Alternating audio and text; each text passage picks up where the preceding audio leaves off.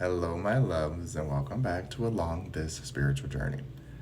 So, wordplay and spell work go hand in hand, and it's important to understand that wordplay is the human part of it. Humans create etymology, humans create definitions, humans create whatever they want to create, right? That's the wordplay.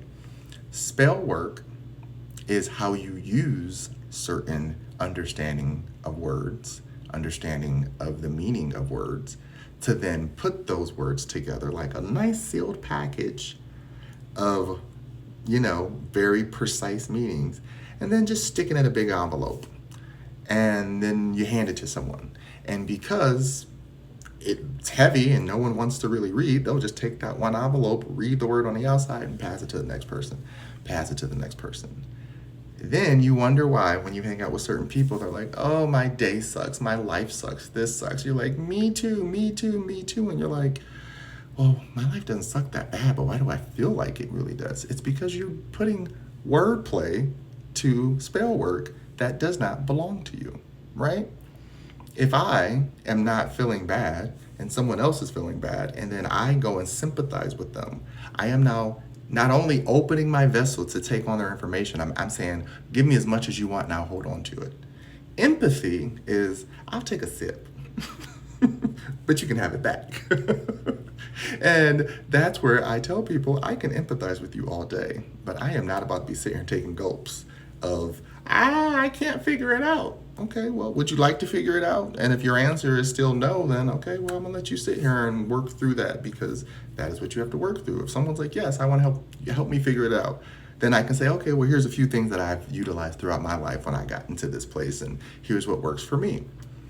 When you have those tools, then you're able to speak to yourself with confidence. You're able to use words that are more present tense versus past tense.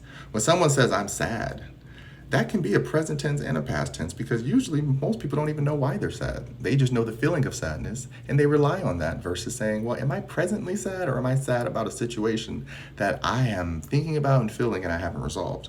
Because I have been in that situation a few times where I'm just like, I feel sad, but I'm not sad. And then in that moment, I thought about it and I was like, oh, yeah, because last time this happened, and my body was remembering it as if it was happening again. And I have to remind my body, oh, baby, that's not happening right now. That happened before. You don't have to stress about that.